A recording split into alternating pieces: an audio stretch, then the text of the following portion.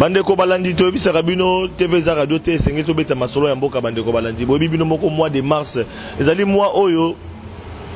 na mokili mobimba ba consacrer ngo na mwasi na Congo ba consacrer ngo pe na mwasi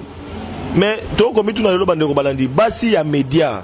bandeko na biso ba journaliste ba chroniqueuse bandeko na biso ba animatrice ba onyoso ba sala musala o bino bo sepelaka nango ezala bandeko balanda biso na ba média en ligne ndenge to lobaka na ba réseaux sociaux ezala bandeko oyo balanda na ba télévision boza ebele bo mi posaka ba question na otali ba fille bomonaka ba maman bomonaka bandeko na biso abasi o basala misala na bango lelo tozwi libaku pe occasion ya koyamba moko oyo bomesana kolanda ye surtout na ba réseaux sociaux mwana mboka Christelle Lupungu azali patron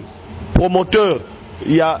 magazine na ye na média en ligne donc tokolo ba site na ye CL News ye moko kambakango elongo na ba journaliste mosusu ya basi to mekoso wana pe pona nini apunaka ka métier wana métier oyo bandeko bele ba ko mituna ba ko loba ete ezali métier ya Sony ba journaliste ya basi bazaka moins sérieuse pona nini ya lingi kaka métier wana est-ce que yepe azako vivre le corps bandeko nyoso bazako vivre na métier wana est-ce que yepe ako sala kindumba parce que sengeto beta masolo nango ndenge oyo bino bolobaka parce que mingi ba mona ete kozala journaliste ya mwasi lingi ko loba ete ozali faible ozali exposé ozali à la portée ya ba musicien à la portée ya ba politicien à la portée ya ba congolais ya ba homme d'affaires surtout ya bino bandeko diaspora parce que mingi tolo belango bandeko mikila poto tango bozala kuna tango boyaka na Congo botika ka pe bazemi awa ndenge mo pe bolobaka ete bandeko na biso to bakei ba musicien bakena poto batika ka bazemi ndenge mo betaka ba musicien awa na Kinshasa ba beta bino te po waba na mboka mais tango boyaka pe ba sœur na biso baleki na biso bokosa bango pe belé misusu bolaka bango mabala bozwi bango bata belé misusu pe tango boyena Kinshasa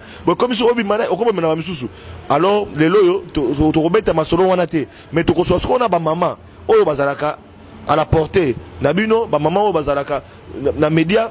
impression population za kanango est-ce que ezali bango pe bazalaka bongo tokola toyeba tozali nesengo parce que na baki na présentaki bino tozali maman Christelle Mbote ndeko Flavien ya lobaka male mais bongo nde bomesala pe kolanda na mission na etango ya mbakanga lelo ezali honneur aux femmes bino moko boyebi ke mois de mars ezali mwana bango tokobeta masolo na otali préoccupation à la population oyo ba mona kabino mais ba mituna ka mituna ebele yoko ya ndona mituna na bango. Pas de problème, na ba question za yo ba réponse za yanga.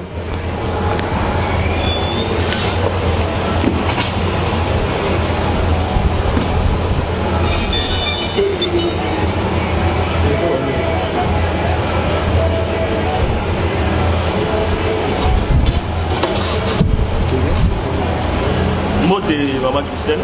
Mbote ndeko Flavien. Bandeko bayebi yo timba na biso ba mona yo okiko se présenter Christelle comme zani comme famille zanini vous a quantième de famille vous a basi combien na famille na bino. Wow, Christelle Lupungu naza 6e na libota ya papa na ngai et pas maman na ngai naza 2e na botami na famille otozali 13 filles. Nga naza 6e. Christelle Lupungu lelo yo bandeko balandaka yo babi ozali journaliste kolekana ba presse na ba média ya télévision radio lelo yo ozali patron ya magazine na yo site na yo internet okipo bisa biso site na yo zali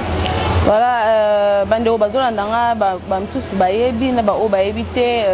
na bandeli susunga na za Christelle Lupungu batu mingi babenganga mamu pona muluba babenganga mamu po comportement nanga pesa comportement ba maman na profité parce que ça déjà bonne fête à ma maman nous sommes depuis monde entier parce que journée de la femme mois de la femme il y a ma maman nous sommes mokili mobile mais ça il y a RDCT donc bonne fête na ma maman nous sommes si nanga eza CLUCV cela veut dire Christelle Lupungu News Télévision donc tu peux savoir news il y a biloko nyonso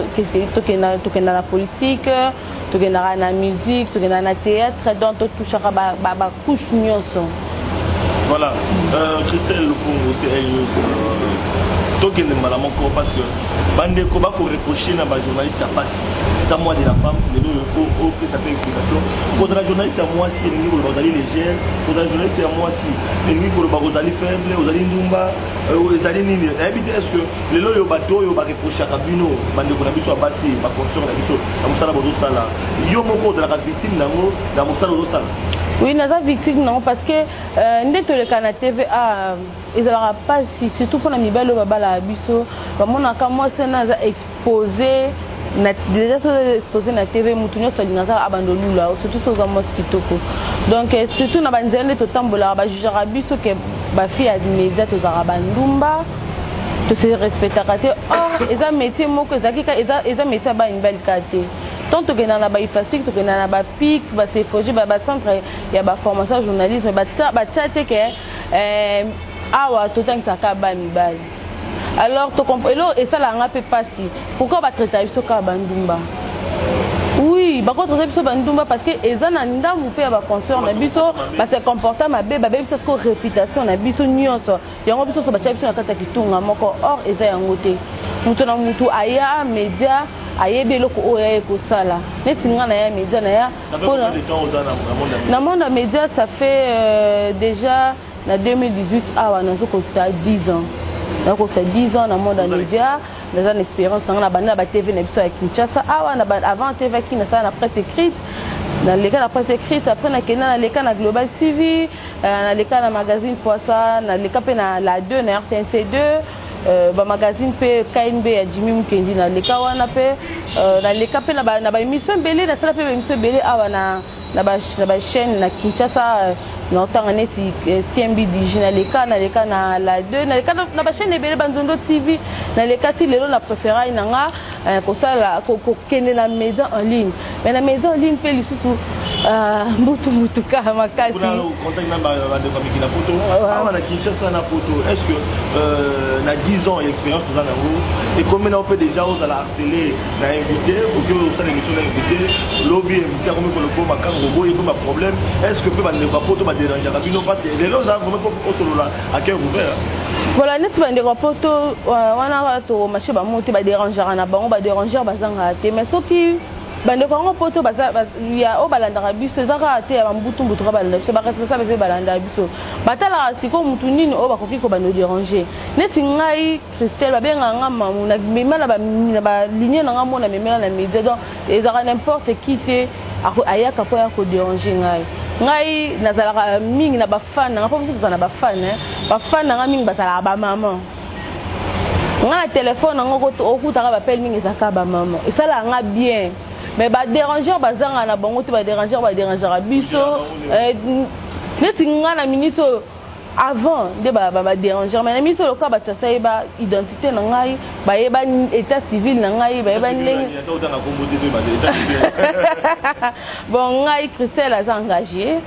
engagé na mobile na ngai bande ko ba landa ba yebi ba yebi te ba yebi ka Christelle ngazana occuper azana mobile officiellement donc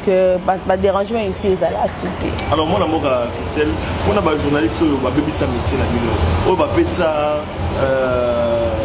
honneur à ma bé les amours de la femme nous avons ça le coup tout le monde va me sous ba exposer ba ngombi takala ba me sous ba sala ba vidéo ba me sous et arrivé trop na basi na mi bali te mais parce que l'amour de la femme est-ce que le lo o peut ça conseil nini na ba journaliste ya basi oyo ba ko baby sa métier na métier au bleu vous ça la métier noble vous ça en tout cas neti na ba concert na biso par exemple les TV à Kinde tolobaka ce pe bango basala ba biloko wana na yesa bango batika eza malamu te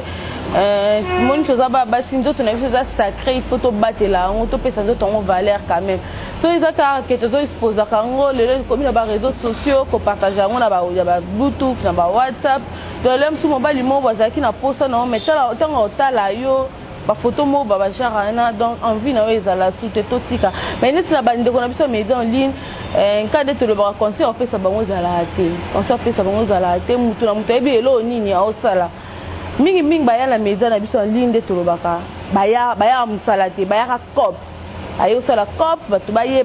ba mona ka ye batala ka suka za nani suka alataka nini musala malunge ezala soute ba comment oui mibali ba déranger bango ba senga bango boni mibali balanda biso na poto ba tonton ba ndeko na biso balanda biso na poto ba mekana bango bespi endeni not le mo sans dollar tindela photo ya boy tindela photo boy meka so esprit faible o pesa mais so esprit te o lia pe mbongo ata 10 000 $, otindela pe photo na ta bayo patiki mususu poko bayo to pesa ko tu valeur moi bayo balo na bali fio parce que na tantai na ba façon nyonso accéder te ba concert mususu ba koma na ba guerre na ba média en ligne ba koma na ba guerre olebo éduquer masse na musala bozo sala bino ba ndeko basi ba concert bozo éduquer te ba koma ko soana okoka oya lobaki boy oya fingaki boy. Alors pourquoi yo ba retrouver ka yo te na bloc on a pourquoi la conflit on a tout le monde à kayote na habité secret zanini et puis conseil on peut ça na ba concert et dans moi de la femme par rapport à image bozo peut ça na ba réseaux sociaux image bozo peut ça na ba télévision et puis na ba médias en ligne. Voilà ngai bloc na se retrouvera parce que naza mutu mo naza na mutu mo na lingara iska batwaze ebeleti na se discipline na ndenge na nga na hors caméra yebinga nazala trop de palais nazala trop ndako na bima mingi te mingi ba na nga mama biso bande ona to solo so mama na makambo lekeli ngai na bengi papa celui papa occupé na solo na ba mama na nga solo bande ona yango mona ba problème ekomela nga te mais bande ona biso so média ba problème ekomela bon ko so na pani ba se retrouver to muke toke shaba toke ngwasuma toke bandal toke tellement que batambola trop yango mona pe ba problème ekomela bango mingi. La photo tout le monde a kingani afingi kingani kasi ba polémique wana kasi ba polémique no sona bango siko ba polémique net internet et comment que na non kana ba polémique comment net mikolo polémique mo bo pozo le kanté pe mo lo bongo ezate polémique mo entre ba concert na biso moto mo epeli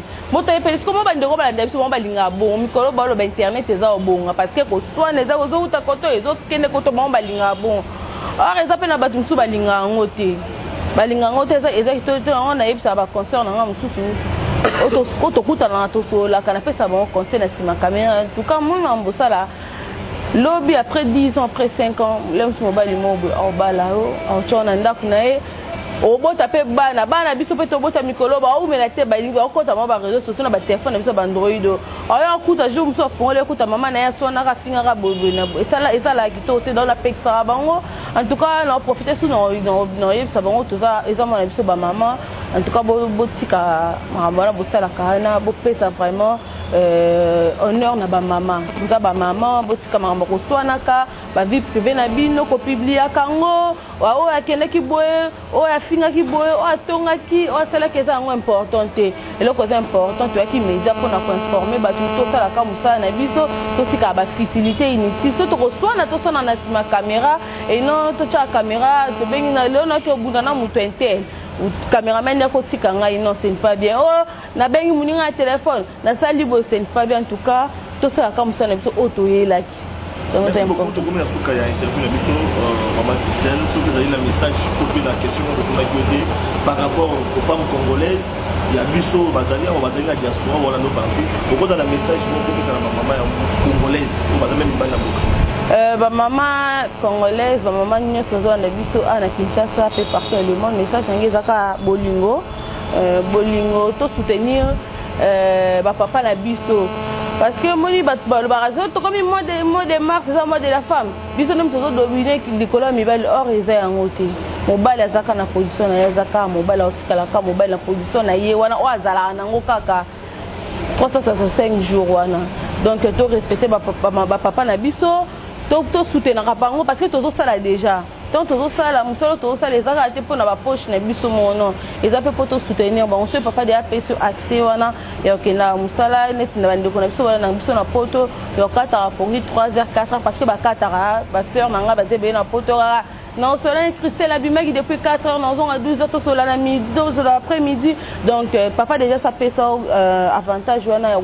kibima okenda musala neti pe biso awa tongo 12h au même ça qui moi makaso ke ko luka en tout cas et ba courage ka kebele na ba mama nyoso ya Congo besoin de partout dans le monde. Merci. Merci.